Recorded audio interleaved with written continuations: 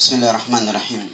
Innal hamdalillah nahmaduhu wa nasta'inuhu wa nastaghfiruh wa na'udzu billahi min shururi anfusina wa sayyiati a'malina. May yahdihillahu fala mudilla lahu wa may yudlil fala hadiya lahu. Yaqulu rabbuna jalla sha'nuhu fi kitabihil karim wa huwa asdaqul qailin. Ba'da a'udzu billahi minasy syaithanir rajim. Ya ayyuhalladzina amanu taqullaha haqqa tuqatih wa la tamutunna illa wa antum muslimun. Wa qala يا أيها الناس اتقوا ربكم الذي خلقكم من نفس واحدة وخلق منها زوجها وبث منهما رجالا كثيرا ونساء واتقوا الله الذي تساءلون به والأرحام إن الله كان عليكم رقيبا وقال يا أيها الذين آمنوا اتقوا الله وقولوا قولا سديدا يصلح لكم أعمالكم ويغفر لكم ذنوبكم ومن يطع الله ورسوله فقد فاز فوزا عظيما وبعد. Assalamualaikum warahmatullahi wabarakatuh. Alhamdulillah, Bapak Ibu hadirin dan hadirat jamaah Walimatul Urs, semoga Allah Subhanahu wa taala memberkahi kita semua. Kita bersyukur kepada Allah Subhanahu wa taala bahwa hari ini kita berbahagia dengan kebahagiaan saudara kita yang saya tahu namanya Wawan. Iya. Siapa namanya? Andi Agus Nyawan. Oh ya, dekat-dekat Irwan begitu. Dengan siapa namanya? Dengan Rahmawati. Tentu saudara Wawan saja ya. Wawan hari ini sangat bahagia dan tentu kita juga berbahagia dengannya. Kalau boleh meminjam apa istilah salah seorang ustadz, Rahmawati ini sebenarnya orang yang paling bahagia hari ini sebab dia telah memenangkan pilkadanya tanpa harus masang baliho ke sana kemari. Pilkada itu pilihan Kakanda. Ya. Alhamdulillah. Ya iyalah kan. Kita bersyukur bahwa kita bisa hadir di tempat seperti ini dalam keadaan bahagia dengan seluruh kesederhanaannya. Semoga apa yang dijanjikan Allah lewat lisan Rasulnya tentang wanita yang urusan pernikahannya mudah dalam sabdanya, inna aktsaran nisa'i barakatan aisaruhunna mu'natan. Sesungguhnya wanita yang paling banyak berkahnya dalam kehidupan rumah tangganya nanti adalah wanita yang paling mudah urusan pernikahannya. Maka Bapak Ibu serta saudara sekalian, sekali lagi kita berbahagia dengan kebahagiaan saudara kita. Bapak Ibu serta saudara sekalian, pernikahan bukan saja sekedar satu tindakan untuk melepaskan hasrat biologis seseorang, tetapi dia adalah satu sunnah dari sunnah-sunnah Rasulullah Sallallahu Alaihi Wasallam. Rasulullah bersabda, "An-nikahu sunnati, faman raghiba an sunnati falaysa minni." Sesungguhnya nikah itu adalah sunnahku. Siapa yang tidak senang dengan sunnahku, maka dia tidak masuk dalam golonganku. Alhasil, menikah adalah sebuah sunnah, dan sunnah berarti dia bernilai ibadah. Maka orang yang melakukan pernikahan, dia akan mendapatkan pahala. Rasulullah Sallallahu Alaihi Wasallam bersabda sebagai anjuran kepada kita semua yang belum menikah, tanda kutip yang mau lagi. Rasulullah mengatakan dalam sabdanya, tazawwaju al-wadud al-walud. Menikahlah kalian dengan wanita yang rasa cintanya besar dan subur, suka melahirkan. Kenapa? Fa inni mukatsirun bikumul umam. Karena saya akan sangat bangga dengan umat yang banyak. Olehnya itu, saya mau berikan satu tips kepada saudara-saudara yang belum kawin. Nanti kalau mau menikah, ngelamar anak orang, terus wanitanya itu memang sudah mengumpulkan 4 syarat: cantik, kaya, ningrat, terus dia hafizah dan segala macamnya. Pas begitu mau melamar anak gadis kan, ketemu sama bapaknya. Assalamualaikum Pak. Waalaikumsalam. Silakan masuk. Maksud kamu apa? Saya datang mau melamar anak bapak. kamu sudah ngaca belum? Sudah Pak. Maksud saya, beraninya kamu melamar anak saya. Saya ini memiliki semuanya. Modal kamu apa lamar anak saya? Alhamdulillah Pak, saya punya modal satu yang tapi sangat berharga Pak. Kebiasaan saya itu Pak, setiap sebelum sholat subuh saya sholat sunat 2 rakaat. Di mana Rasulullah SAW bersabda, rakaatil fajr khairum minad dunya wa ma fiha. Sesungguhnya 2 rakaat sebelum subuh itu lebih baik daripada dunia dan segala isinya. Jadi kalau lamar anak orang kaya ya begitu saja. Bapak Ibu serta saudara sekalian, hampir-hampir pada setiap perkawinan, orang yang paling butuh untuk diberikan nasihat perkawinan adalah laki-laki, pengantin pria, bukan pengantin wanita. Kenapa? Karena Ibnu Qayyim rahimahullah pernah menyebutkan satu kalimat yang sangat indah. Beliau mengatakan, Allah menciptakan 3 jenis manusia dengan seluruh keajaibannya. Yang pertama wanita dengan setengah akalnya. Yang kedua bayi, anak kecil yang belum balik, akalnya belum ada. Yang ketiga adalah lelaki dewasa yang akalnya sudah penuh, sudah sempurna. Tapi anehnya, laki-laki dengan akalnya yang sudah sempurna kesulitan menghadapi anak-anak. Makanya coba tengok TK, hampir Anda tidak akan pernah menemukan ada guru TK laki-laki. Kalau ada guru TK laki-laki, perlu dipertanyakan kelaki-lakiannya. Ya. Yang kedua, laki-laki dengan akalnya yang sempurna sulit menghadapi wanita. Tetapi sebaliknya, wanita dengan setengah akalnya bisa bergaul dengan laki-laki dewasa yang sempurna akalnya dan bisa bergaul dengan anak-anak yang belum ada akalnya. Tapi sebenarnya bermuasyarah dengan istri, dengan wanita secara umum itu sangat mudah. Jawabannya sudah ada pada kisah Adam alaihissalam dan Hawa.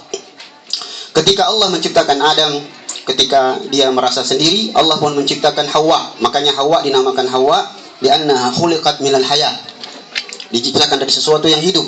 Kemudian suatu saat dia jalan-jalan di dalam surga, ketemu dengan malaikat. Para malaikat nanya kepada Adam, wahai Adam, siapakah wanita itu? Adam bilang, dia istri saya. Malaikat nanya lagi, wahai Adam, apakah engkau mencintainya? Katanya, sangat-sangat mencintainya. Begitu Hawa yang ditanya, Hawa, apakah engkau mencintai Adam? Dia bilang, tidak. Dalam tafsir Al-Qurtubi, ternyata ada dalam kurungnya. Ternyata cinta Hawa kepada Adam lebih besar cinta Hawa kepada Adam daripada Adam kepada Hawa. Itu artinya menghadapi wanita resepnya satu ini. Kalau wanita ditanya bilang tidak, itu berarti iya.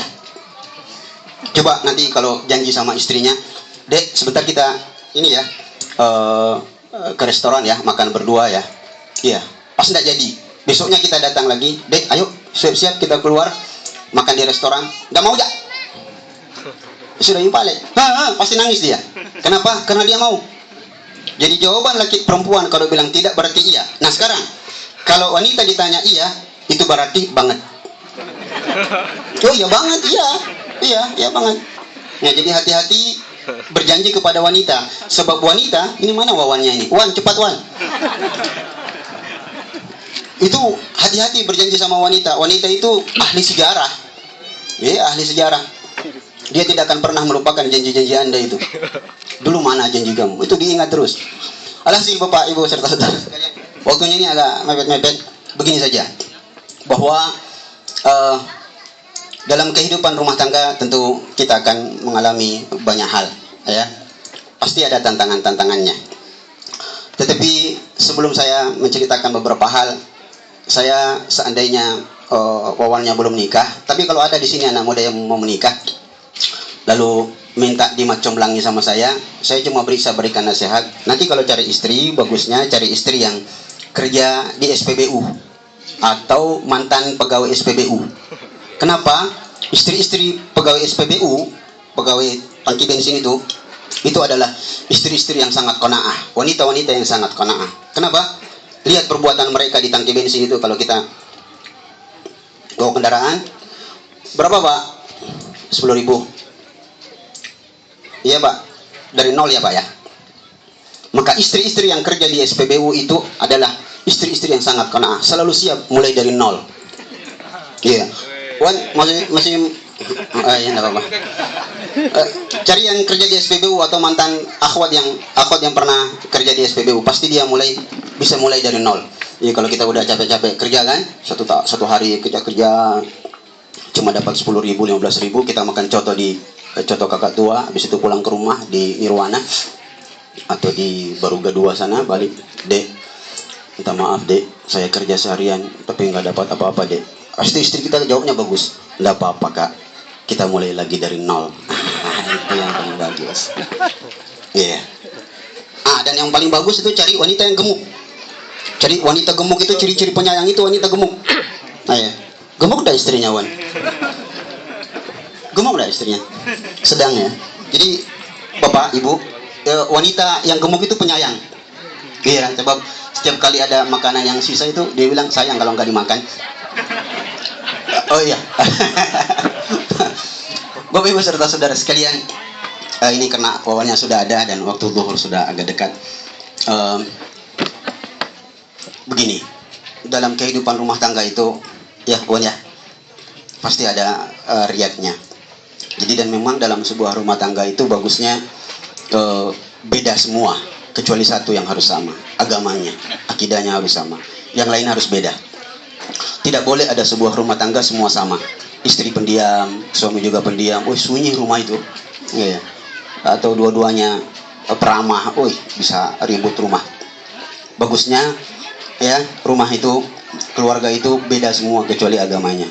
Nah, kemudian yang paling penting adalah bahwa kita harus selalu siap menghadapi seluruh masalah-masalah yang ada dalam rumah tangga kita. Saya selalu memberikan sebuah analogi bahwa kehidupan rumah tangga yang baik adalah kehidupan rumah tangga yang ada masalahnya. Iya, seperti sebuah jalan. Kalau jalan itu seperti jalanan yang ada di Arab Saudi dari Mekah ke Madinah 500 km, itu bisa ditempuh dalam 4 jam, ya. Karena jalanannya lurus, itu membosankan, sangat-sangat membosankan. Sebaliknya kalau jalanan itu putar-putar terus, seperti memuju, yang namanya juga memuju kan, maju mundur jurang, ya, itu tidak bagus, bikin orang puyeng. Ya, jadi bagusnya jalan itu sekali-sekali beraspal, sekali-sekali dia berbatu, sekali-sekali dia lurus, sekali-sekali dia berbelok, supaya melatih kelincahan seseorang mengendarai kendaraannya. Jadi dalam rumah tangga itu harus ada masalah. Nanti kalau sudah 3 bulan, 4 bulan menikah, Wan, belum ada masalah, bikin masalah. Saya ajari satu kisah yang tidak pernah saya lupa untuk bikin masalah di dalam sebuah rumah tangga adalah, ini kisah kawan saya. 6 bulan menikah tidak pernah ada masalah. Terus diajari sama kawannya, kamu tidak pernah tengkar ya sama istri kamu? Tidak pernah, istri saya orang soleha kok, hafizah lagi. Oh, harus bikin masalah. Kalau tidak bikin masalah, tidak tahu kalau istrinya cinta sama kamu apa enggak. Terus gimana dong? Ntar kalau pulang kamu marah-marah aja. Sudah, dia pulang ke rumahnya, cowoknya sampai ke rumah, baru di depan pintu udah teriak, Rahma, sekarang atur pakaianmu, masuk ke dalam koper, minggat dari rumah ini. Saya tidak sanggup lagi hidup dengan kau. Sejak detik ini kau harus tinggalkan rumah ini. Karena istrinya soleha kan. Bang, ini tidak ada api kok ada asap ya. Saya salah apa bang? Sudahlah, saya tidak mau dengar alasan. Kamu masukkan pakaianmu dalam koper, angkat. Dalam keadaan sedih, sang istri ngangkat kopernya ke depan pintu, dia nanya lagi, Bang, saya kan ini tidak pernah bikin masalah sama abang. Saya selalu siap hidup dari nol bang. Tapi kenapa saya tiba-tiba diusir? Alasannya apa bang? Saya siap meninggalkan rumah ini bang. Yang penting jujur aja. Ya, saya akan berkata jujur kepadamu. Kenapa saya mengusir kamu dari rumah ini? Bahwa sejak detik ini saya tidak sanggup hidup dengan kamu, sebab kontrakan kita udah habis. Masih ngontrak ya? Belum. Ya. Jadi Bapak Ibu serta saudara sekalian, begini saja, saya langsung nasihati pengantinnya saja ya, karena waktu sudah dekat. Yang pertama bahwa tadi seharusnya Wawan ketemu saya dulu sebelum ketemu istrinya, tapi karena insya Allah tidak terlambat. Sebentar kalau malam pertama dengan istrinya, ya istrinya kan ustazah ya, anak Albir kan, wih ya mahasiswa saya itu tapi tidak ngajar dia. Jadi begini, kan Wawan harus berlaku seperti ustadz juga. Bentar duduk di depan istrinya harus bilang begini, Wan, Dek, pertama kali saya melihat wajahmu, saya bagaikan melihat tanda wakaf dalam Al-Quran. Saya nggak bisa ngapa-ngapain, Dek. Aduh, saya tak kajanang, Dek. Ya seperti itu aja. Dek, cintaku padamu bagaikan huruf qalqalah. Mantul-mantul begitu. Itu ada Ustaz Asmin itu, tahu itu. Ya, cintaku, perasaanku padamu itu memang bagaikan huruf Syamsiah, nggak kelihatan. Padahal sebenarnya hakikatnya cintaku padamu bagaikan huruf Qamariyah. Ya seperti itu. Atau pakai rumus matematika aja. Rumus matematika, Dek, cintaku padamu bagaikan rumus kosinus yang nggak bisa dibagi-bagi lagi. Cie gitu. Alhasil, Adinda Wawan, Anda harus bisa mencintai istri saya, istri Anda, istri saya. Istri saya. Istri kita ya orang Sulawesi. Jadi cintailah istri Anda dengan sebaik-baiknya. Istri Anda memang tidak secantik Aisyah, ya, tidak sekaya Khadijah, tidak semulia Fatimah. Dia hanyalah seorang wanita biasa yang mencoba menjadi istri yang baik untuk mendampingi Anda. Anda juga toh tidak setampan Yusuf, dan memang kenyataannya seperti itu.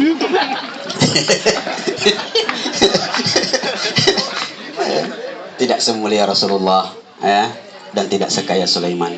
Anda hanyalah seorang laki-laki biasa yang berusaha untuk menjadi laki-laki sejati untuk memuliakan dan, ya, membahagiakan sang istri.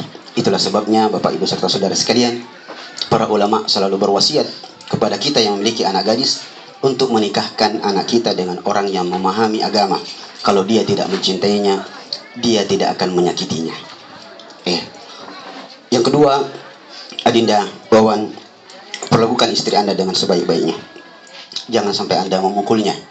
Boleh memukul sebagaimana sabda Rasulullah SAW, jika Anda marah, pukullah. Itu pun darban ghairal mubarrih. Jadi tidak sampai melukai. Pukul bagian betis saja, bagian betis atau paha, tidak apa-apa, dicubit sedikit. Dan jangan memukul bagian wajah. Bapak Ibu serta saudara sekalian, memukul bagian wajah adalah sesuatu yang diharamkan. Dalam perang pun, ya, Khalid bin Walid sering ikut perang. Semasa beliau belum Islam, sampai Islam selalu ikut perang dan matinya di atas ranjang. Tetapi kemudian setelah jenazahnya dimandikan, ternyata luka hampir setiap ruas jari, ada luka di tubuhnya, tapi tidak satupun luka pada wajahnya. Karena dalam Islam, sampai berperang pun tidak boleh melukai bagian wajah. Rasulullah bersabda, la'anallahu man darabal wajah. Sungguh Allah melaknat orang yang memukul bagian wajah.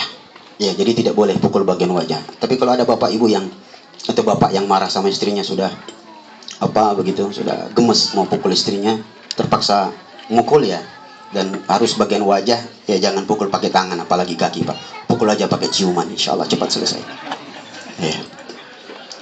Kemudian yang paling pasti adalah bahwa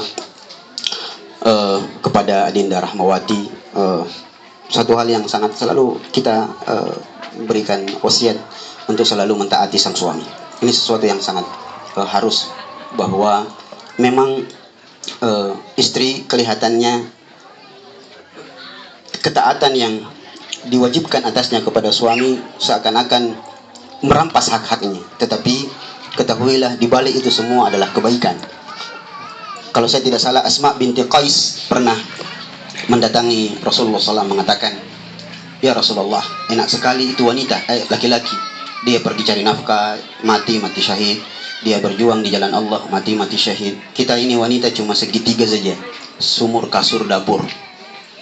Tapi Rasulullah mengatakan, wahai Asma, kalau kamu pulang ke rumahmu, dengarkan kalimat ini, sampaikan. Apa itu? Innal mar'ata idza shallat khamsaha wa shamat syahraha wa hafizat farjaha wa ata'at zawjaha. Sesungguhnya wanita kalau sudah sholat 5 waktu, hampir-hampir saya berfatwa wanita tidak usah sholat sunnah, hampir-hampir, karena berdasarkan hadis ini, perempuan wanita kalau sudah sholat 5 waktu, berpuasa di bulan Ramadan, mentaati suaminya dan menjaga kehormatannya, balasannya apa? dakhala idza matat dakhalatil jannah min ayyi babin sya'at. Kalau dia mati dia akan masuk surga dari pintu mana saja dia mau. Yang kedua, bahwa seorang wanita sangat dianjurkan untuk tidak memudahkan mengucapkan kalimat talak. Sedikit-sedikit marah, talak, talak. Saya pernah punya perjanjian dengan istri saya, jangan pernah mengucapkan kalimat talak di hadapan saya. Sebab saya kalau sudah wanita sudah minta talak, bukan talak 1, 2, 3 yang saya kasih, langsung talak salapang. Iya. Itu tidak boleh, sebab meminta cerai kepada suami itu kan risikonya khulu'. Sekalipun sebagian ulama mengatakan khulu' itu adalah talak 1, tapi sebagian ulama mengatakan khulu' itu talak bain, tidak boleh balik lagi. Iya, ini sudah. Alhasil, Bapak Ibu serta saudara sekalian, terkhusus kepada Adinda Rahmawati jangan minta cerai, tidak boleh. Ya, kalau marah ya marah saja, sedikit-sedikit talak ini tidak boleh. Ya. Alhasil bahwa akan sudah kita harus berhenti ya? Belum ya? Oh ya, baik, begini saja.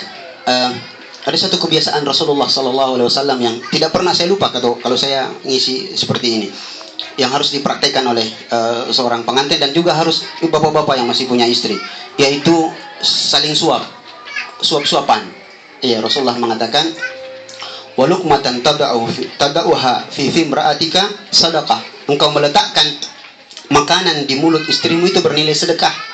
Iya. Jadi udah suap-suapan ya? Belum ya? Ya itu harus sebelum itu harus suap-suapan. Dan di Jawa kalau saya tidak salah ada adat Sulawesi itu kalau menikah ada saling suap. Ternyata itu penting. Itu penting. Itu membina keharmonisan rumah tangga, saling suap. Nah, cuma sayangnya sekarang yang banyak disuapi bukan istri, malah suami yang disuapi oleh istrinya, kalau itu pun sakit. Iya, jadi bapak-bapak sebentar kalau pulang ke rumah ya, makan malam sebentar, karena makan siangnya di sini sebentar. Makan malam pulang itu minta sama istrinya, omak nah kisung kese bawa atas kede aku sio iki. Paling istri tadi bilang apa sih kemarin langir cara nama ngapa na totoa nila jentun lope. No lope tahu pana toa mi. Iya.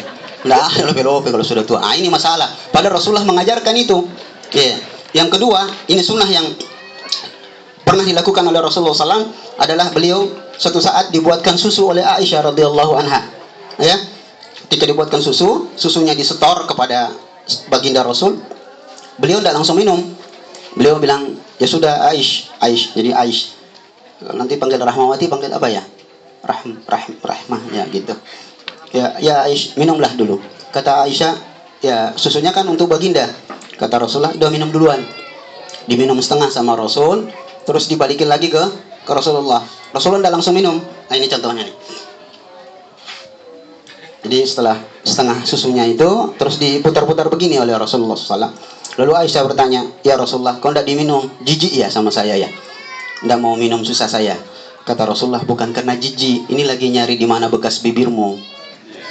Ya. Bapak Ibu serta saudara sekalian, ini mungkin sedikit lucu, padahal dia sunnah, tetapi ada nilai psikologis yang dilupakan oleh kebanyakan manusia Indonesia. Apa itu? Mari kita dengarkan kembali pepatah orang Indonesia. Kasih ibu sepanjang, ya kasih anak sepanjang. Kenapa begitu? Karena ibu kita paling sering makan sisa kita. Anak, hampir tidak ada anak yang mau makan sisa ibunya.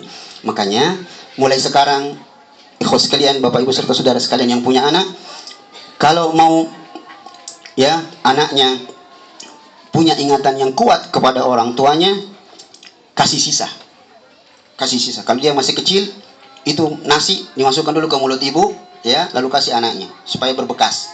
Kalau tidak, ya, minum duluan, baru kasih anaknya. Anak-anak kita sekarang, ini termasuk anak saya ngerti betul anak saya kalau saya suruh, "Sir, ambilkan saya minum, nak." Dia pergi ambil minum, dia ambil, terus dia minum duluan. Saya bilang jangan, stop, jangan lakukan itu, berdosa kamu, nak. Sebentar, Abi dulu yang minum, saya minum baru saya kasih. Itu mudah-mudahan nilai psikologisnya sangat kuat. Alhamdulillah saya dapati anak-anak saya, kalau saya harus pulang jam 1 sudah harus ada di rumah. Biasanya saya pulang malam, mereka akan bertanya-tanya, kenapa Abi belum pulang? Itu nilai psikologisnya sangat kuat. Maka Bapak Ibu serta saudara sekalian, ini adalah contoh-contoh yang dilakukan oleh Rasulullah SAW yang perlu kita ikuti. Satu lagi, kalau mau mesra kehidupan rumah tangga, sekali-sekali lempar-lempar bedak. di rumah atau lempar tepung. Itu pernah dilakukan oleh Rasulullah. Suatu saat Aisyah mendapati kalau saya tidak salah istrinya Sauda, istri Rasulullah yang lain Sauda lagi bikin roti, lagi dia olah tepung gitu. Aisyah datang, itu bikin apa? Katanya bikin roti. Roti untuk siapa? Untuk Rasul. Kurang ajar kamu ya. Ini kan giliran saya, bukan giliran kamu. Maka karena marah, mereka lempar-lempar tepung. Rasulullah datang. Ya, Rasulullah bukannya membela Aisyah. Aisyah mengharap dia dibela. Tapi Rasulullah malah ketawa-ketawa. Maka kedua wanita ini kemudian bekerja sama untuk melempar Rasulullah tepung itu. Iya, lalu mereka pun saling lempar-lempar tepung. Jadi kalau tidak ada tepung ya bedak saja, bedak tuh sampai lempar-lempar. Itu ternyata sunnah yang sepele, tetapi dia adalah sunnah yang diajarkan oleh Rasulullah Sallallahu Alaihi Wasallam. Alhasil, Bapak Ibu serta saudara sekalian, sebagai nasihat terakhir, waktu sudah masuk, bahwa kepada kedua mempelai, bersabarlah dalam seluruh jalur kehidupan ini. Jangan terlalu sering melihat ke belakang. Kalau kita melihat filosofi mobil itu di depan itu ada mobil, itu kaca depannya kan lebih besar daripada kaca spionnya. Iya, itu sebenarnya memberikan pelajaran penting bahwa masa lalu itu tidak lebih penting daripada masa depan. Makanya kaca depan itu mobil itu lebih besar daripada kaca spion. Kaca spion itu kan melihat ke belakang. Dalam kehidupan ini jangan terlalu sering lihat ke belakang. Anda akan selalu frustrasi. Selalu lihat ke depan. Ya. Yeah.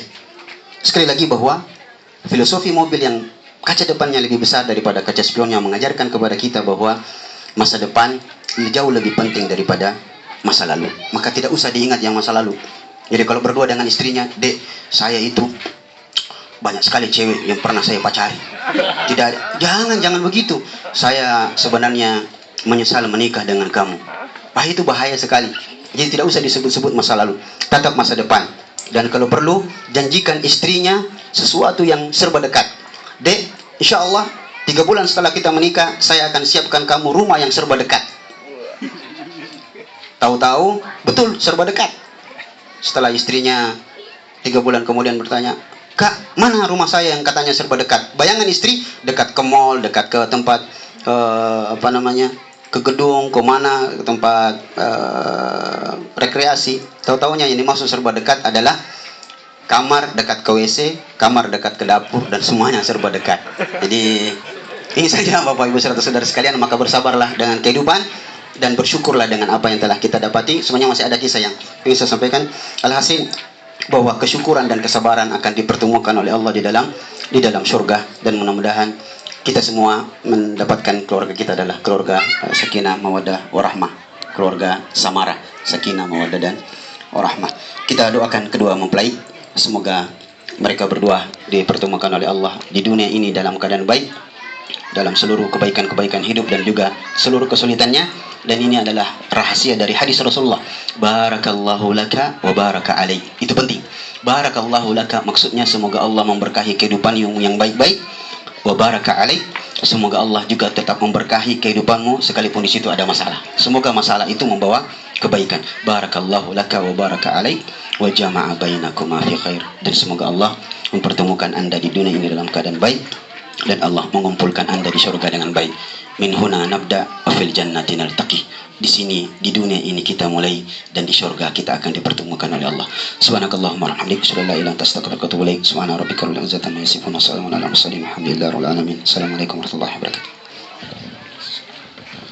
Baik, para hadirin, bapak-bapak, ibu-ibu, tamu dan undangan yang kami hormati, yang kami banggakan. Alhamdulillah, demikian tadi nasihat pernikahan yang dibawakan oleh Al-Ustadz, yang alhamdulillah sangat banyak hikmah yang kita bisa dapatkan. Semoga apa yang beliau sampaikan bermanfaat bagi kita semua.